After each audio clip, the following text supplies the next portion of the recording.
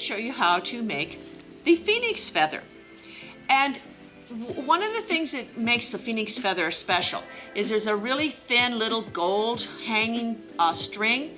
If you hang the feather so that it moves in the wind after you're done, it really looks good. All right, let's make our phoenix feather. You're going to take the 2 pieces of the flame. I do not recommend that you use a glue gun for this because you have to move them around and adjust them so that they fit. Because you want to have a front and a back. And then you want to line them up so that you have the hole that you can put your string through.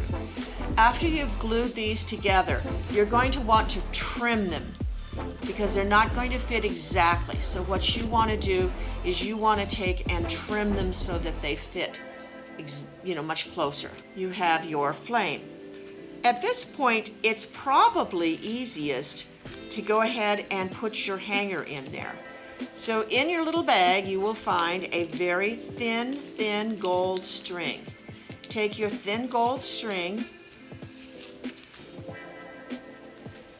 and put it through the hole and tie it. You can put this to the side, and now we're going to do our feather. When you color your feather, you're going to want to use your markers. I would use 3 different markers. You want to have your feather so that it's curving down. You see how it's curving down? And then what you want to do is put it on a paper. You can actually, if you want, when you put it on your paper, you can take the piece that is your paper that's left and actually use it for a card because it's very pretty. I'll show you what I mean. You're going to take and you want to really firmly color your feather all along the quill, and you start out with the yellow by the quill.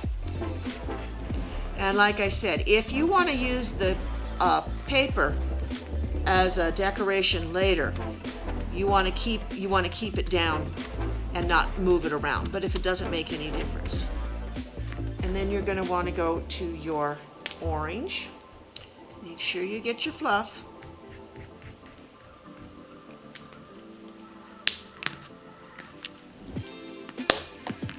And then your red. When you get to your red, you're going to want to go in just a little bit so you have some veining that goes into your feather.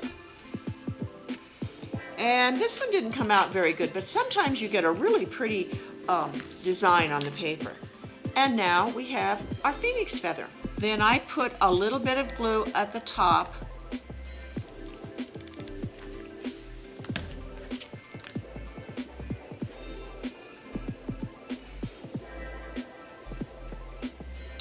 And leaving it sort of open at the bottom.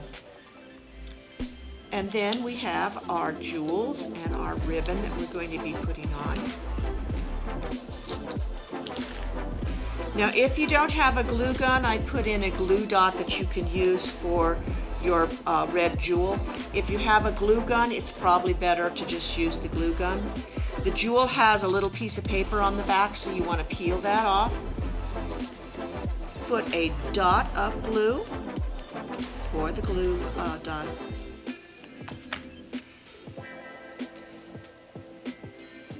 Glue your ruby red jewel at the top. And then you can lightly, and you can do this with a glue gun or you can use glue. If you use glue, you want to let it set for a little bit.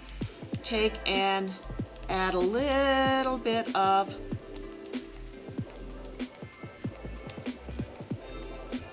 glue along the sides, and then what you want to do is sprinkle, then add another dot of glue at the top and put on your tassel. And you want to kind of, spread your tassel out and then put your tassel on.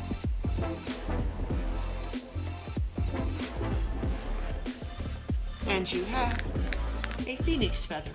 And if some of these fall off, you can glue them back on. I probably lifted it up too soon to show you, but you can see that you have your phoenix feather.